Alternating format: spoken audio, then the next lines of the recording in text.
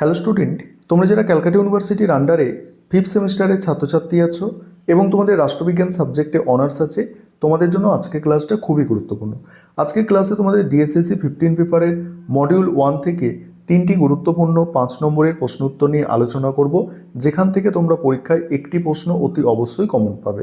প্রথম প্রশ্ন, তুলনামূলক রাজনীতি পাঠে প্রাতিষ্ঠানিক দৃষ্টিভঙ্গি অর্থাৎ ইনস্টিটিউশনাল অ্যাপ্রোচ এর প্রধান বৈশিষ্ট্য আলোচনা করো। অ্যান্সারটা তোমরা বুঝবে। দেখো, ভূমিকা। তুলনামূলক রাজনীতির আলোচনায় একটি প্রাচীন ও ঐতিহ্যবাহী পদ্ধতি হলো প্রাতিষ্ঠানিক দৃষ্টিভঙ্গি।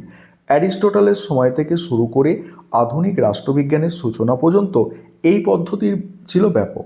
এই দৃষ্টিভঙ্গি মূলত রাষ্ট্রের বিভিন্ন আনুষ্ঠানিক বা আইনি প্রতিষ্ঠানগুলির গঠন, ক্ষমতা ও কার্যাবলীর বর্ণনামূলক ও তুলনামূলক আলোচনার ওপর জোর দেয়। এবার প্রাতিষ্ঠানিক দৃষ্টিভঙ্গির বৈশিষ্ট্য, সেখানে কি বলা হচ্ছে, এই দৃষ্টিভঙ্গির প্রধান আলোচ্য বিষয় হলো রাষ্ট্রের আইনসভা, শাসন বিভাগ ও বিচার বিভাগের মতো আনুষ্ঠানিক সরকারি প্রতিষ্ঠানসমূহ। এখানে রাজনৈতিক দল, স্বার্থসন্ন্যাসী গোষ্ঠী বা স্বার্থ গোষ্ঠী বা জনমতের কোনো আনুষ্ঠানিক উপাদানগুলিকে সেভাবে গুরুত্ব দেওয়া হয় না। দ্বিতীয়ত কি? দ্বিতীয় হচ্ছে, এই পদ্ধতিতে তুলনামূলক সংবিধান এবং আইনগত কাঠামোর ওপর ভিত্তি করে প্রতিষ্ঠানগুলিকে বিশ্লেষণ করা হয়। একটি দেশের সংবিধান কিভাবে তার সরকারি অঙ্গগুলিকে নিয়ন্ত্রণ করছে তা অনুসন্ধান করাই এর অন্যতম লক্ষ্য। তৃতীয়ত কি? তৃতীয় হচ্ছে, এটি একটি অত্যন্ত বর্ণনামূলক ও ঐতিহাসিক পদ্ধতি। বিভিন্ন দেশের রাজনৈতিক প্রতিষ্ঠানগুলি ঐতিহাসিকভাবে কিভাবে গড়ে উঠেছে, তা বাস্তবে তাদের আইনি রূপ কেমন, তা বিশদ বিবরণ এখানে দেওয়া হয়। চতুর্থ, প্রাতিষ্ঠানিক দৃষ্টিভঙ্গিতে বিভিন্ন গণতান্ত্রিক বা অগণতান্ত্রিক দেশের সরকারি কাঠামোগুলির মধ্যে তুলনামূলক আলোচনার মাধ্যমে তাদের সাদৃশ্য বৈসাদৃশ্যগুলি তুলে ধরা হয় এবং আদর্শ শাসন ব্যবস্থার রূপরেখা খোঁজার চেষ্টা করা হয়। পঞ্চম কি? এই দৃষ্টিভঙ্গি মূলত স্থিতিশীলতা এবং প্রাতিষ্ঠানিক নিয়মশৃঙ্খলার ওপরে জোর দেয়, যেখানে মানুষের রাজনৈতিক আচরণ বা সমাজতাত্ত্বিক পটভূমিগুলি প্রায়শই উপেক্ষিত থাকে। উপসংহারে কি লিখবে? পরিশেষে বলা যায়, আধুনিক রাষ্ট্রবিজ্ঞানে আচরণবাদী বা মার্ক্সবাদী দৃষ্টিভঙ্গির উদ্ভবের ফলে প্রাতিষ্ঠানিক পদ্ধতির সীমাবদ্ধতাগুলি প্রকট হয়েছে এবং এর জনপ্রিয়তা কিছুটা হ্রাস পেয়েছে। তবে যে কোনো দেশের শাসন ব্যবস্থা ও রাজনৈতিক গতিপ্রকৃতির প্রাথমিক কাঠামো বোঝার ক্ষেত্রে এই দৃষ্টিভঙ্গির গুরুত্ব আজও অনস্বীকার্য।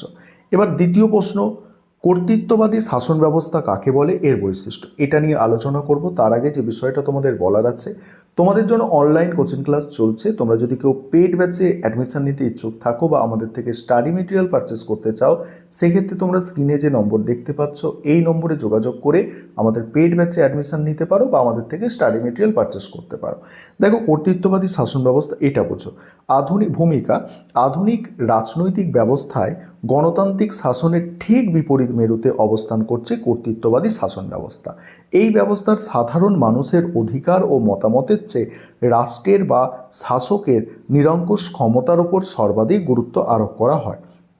এবার হচ্ছে কর্তৃত্ববাদী শাসন ব্যবস্থার সংজ্ঞা।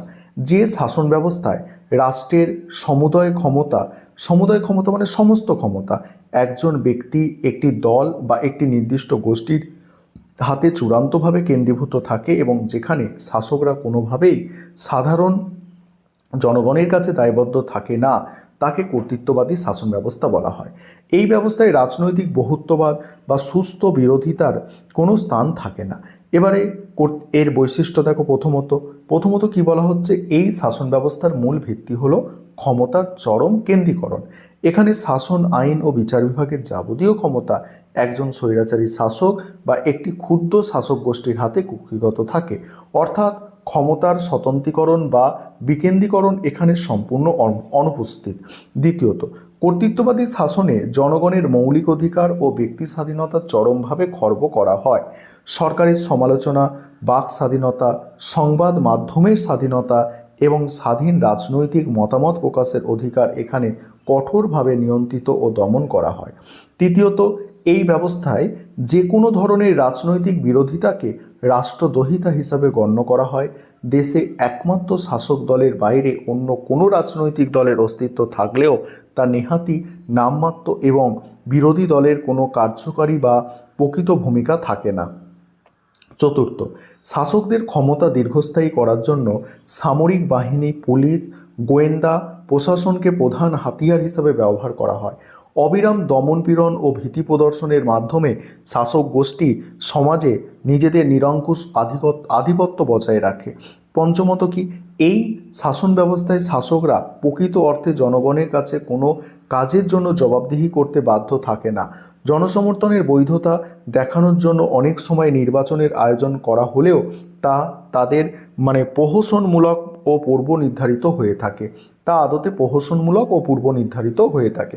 উপসংহার, পরিশেষে বলা যায় কর্তৃত্ববাদী শাসন ব্যবস্থা হলো মূলত বল প্রয়োগ, আনুগত্য ও ভীতির ওপর নির্ভরশীল একটি অগণতান্ত্রিক ব্যবস্থা।